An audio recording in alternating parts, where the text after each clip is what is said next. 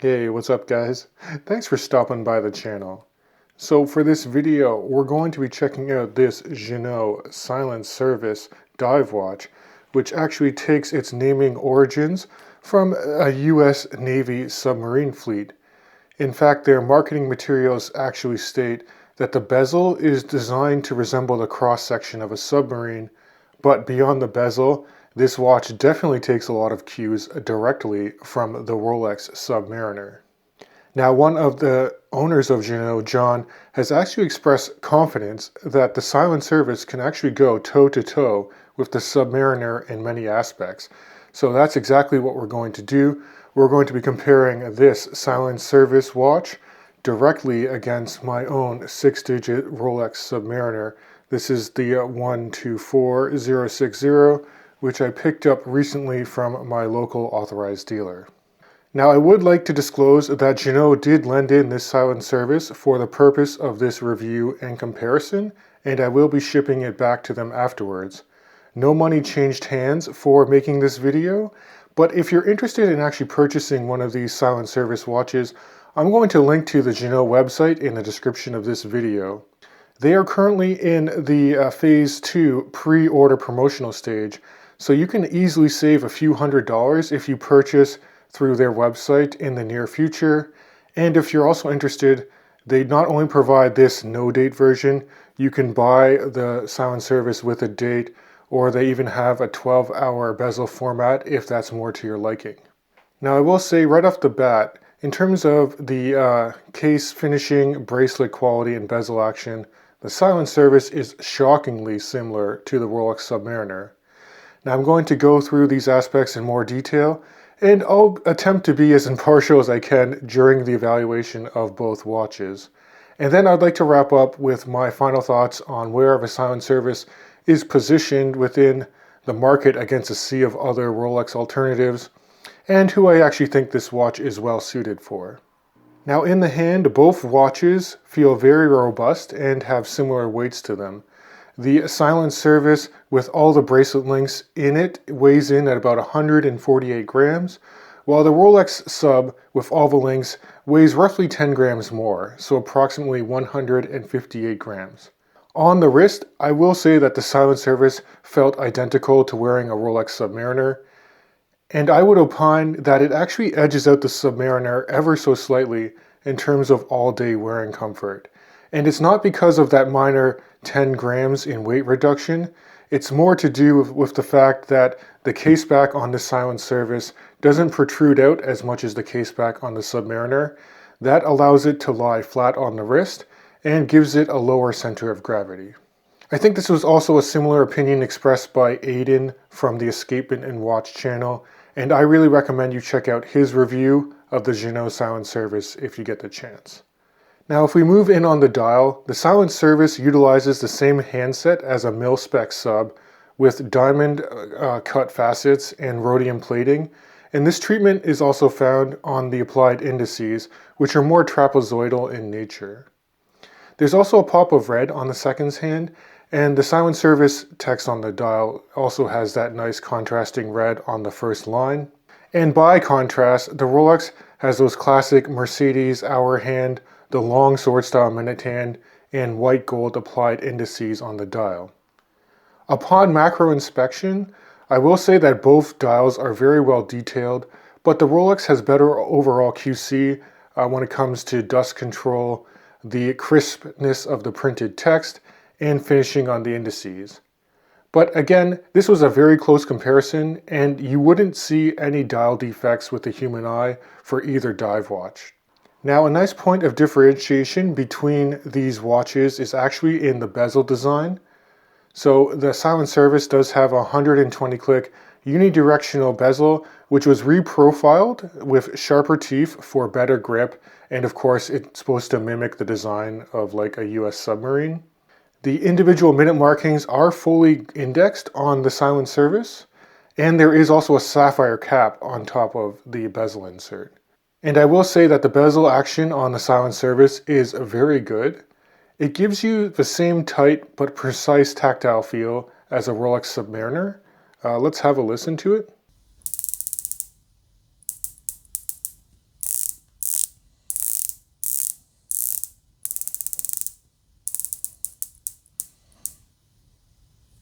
I wouldn't say there's any like backplay to the bezel, but it does slightly settle back almost a half click before it lines up, and it does actually have excellent alignment. Now by contrast, this Rolex Submariner has the more traditional coin edge style bezel to it. It's fully indexed until the 15-minute mark for the Cerachrome bezel insert, and it really does have zero backplay to it. So let's listen to the action on the Rolex Submariner.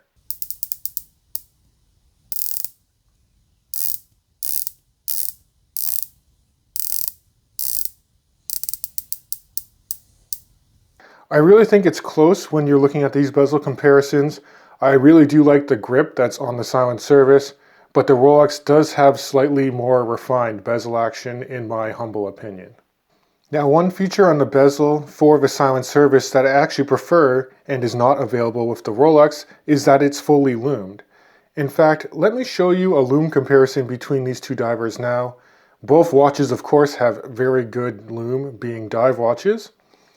And while the lume on that fully loomed bezel insert of a silent service does fade fairly quickly, the handsets and indices do hold out a bit longer than the chromalite lume found on the Rolex during my 20-minute time-lapse test. Now, the case and bracelet finishing on both watches is excellent. The silent service uses the more traditional 316L surgical stainless steel for the case and bracelet, while the Rolex does utilize their own 904L steel, which should be more corrosion resistant. I do enjoy how Ginault designed the silent service around the maxi case of a Rolex, but they kept the even 20mm lug spacing, which I find is better proportioned, and it's of course easier to accessorize with different watch straps in the future. And this is opposed to the current generation Rolex that has an odd 21mm lug spacing. Now the silent service also has a nice polished bevel on both sides of the case as you transition from the high polished side flank and then towards the tops of the finely brushed lugs. The Rolex doesn't have any bevels on the case itself, but as you'd expect, it does have exceptional polishing and brushing details. And aside from the end lengths of the bracelet being 20mm on the silent service, this bracelet basically replicates the form and function of a Rolex Oyster bracelet exactly. You're getting the same bracelet tolerances and taper as you head towards the milled clasp. Each bracelet link is held in place by high torque screw pins and are finished in the same fashion as a Submariner.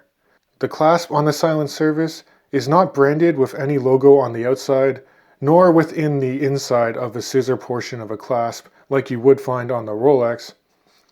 And the glide lock toolless extension system on the silent service is machined in the same fashion as the Rolex, though the Submariner glide lock extension does truly glide when you're trying to adjust the length of the clasp, whereas the silent service one does have a bit more resistance to it. So let's quickly go over the movement specs for both watches before wrapping up this comparison. Now the silent service does use an elaborate grade Swiss Sellita SW200-1, and it has been regulated to 5 positions over the course of 6 weeks. Ginault will even provide you with a certificate showing the timing deviation over this 6-week time frame, which is kind of neat, and I did actually test to confirm the regulation accuracy on my own personal time grapher, and it was within about plus 2 seconds per day with no beat error to speak of. Now operating this movement is straightforward to do via unscrewing the threaded crown on the silent service, which I kind of like the crown on the silent service. It's free of crown guards and it's nicely signed and knurled for easy grip. But because this is of course a Sellita SW200, there is a ghost date position when pulling out the crown to the first position, which is kind of annoying. And additionally, this movement only has 38 hours of power reserve, which does lag behind the extended 70 hours of power reserve you're going to find on the Rolex. Now for my iteration of this Rolex Submariner, it does utilize their in-house caliber 3230, and this movement has the chronergy escapement, which is insensitive to magnetic fields. It's also very energy efficient, and this movement is resistant to shock and temperature changes as well, and backed by the 5-year Rolex warranty. Moreover, the crown operation and thread down experience for this Rolex Submariner is much better when comparing it to the silent service. So when it comes to the movements inside these divers, the Submariner will easily outperform the silent service quite easily. So to summarize this comparison, there are some things in the silent service that I do like better than the Rolex, such as the design of the hands and indices, the overall long-term comfort on the wrist, and it has slightly more lume for low light legibility. That being said, the Submariner is literally the template which is the silent service does build off of, and Rolex has better dial details, bezel and crown action. It has the smoother glide lock mechanism on the clasp, and of course, you're besting it with the in-house automatic movement inside the Rolex. I think either would be a good daily driver, it just really depends on your budget and preferences. Now in terms of where Ginault positioned the silent service in this vast expanse of Rolex Submariner homages that are out there, it's a bit more expensive than say like a Steinhardt or a Squale sub-homage, but I do think it is worth the price increase over these other brands because you are getting a hand-finished watch that has better execution on some of the elements of the case and the bracelet that you're really looking for when you're going towards a Submariner. Now as to whom I think this watch is for, I think there are a couple of scenarios to consider. So if you're like fairly new to the hobby, or you're brand agnostic and you're just looking for a really good quality diver, I think the silent service at the promotional price point makes a lot of sense. Or alternatively, let's say you're on the fence about getting a Submariner and you want to try on a watch that would give you the same wrist presence and features to help you discern if that Rolex diver could fit into your future goals. Then I think the silent service would really give you a good feel for that and be a good potential placeholder watch. Now I don't think this watch is going to appeal to the established collectors that care about brand heritage or value retention. Now Ginault has somewhat of a mixed or murky heritage. I'm not going to go into that for this video, but it's also a fairly new company too. So I don't see their watches retaining as much value, which could be important if you're like me and you have a fairly fluid watch collection. But at the end of the day, these are just my thoughts when comparing the new silent service here to a Rolex Submariner. And I'd really like to thank Ginault for actually lending in this watch for the video. And I would also love to know your guys' thoughts on this diver and how you think it stacks up against the Rolex. Now, if you do enjoy this content, please do consider subscribing to my YouTube channel. It really does help me out a lot. Give it a thumbs up if you like this content too. And as always, I can't wait to catch you guys in the next video.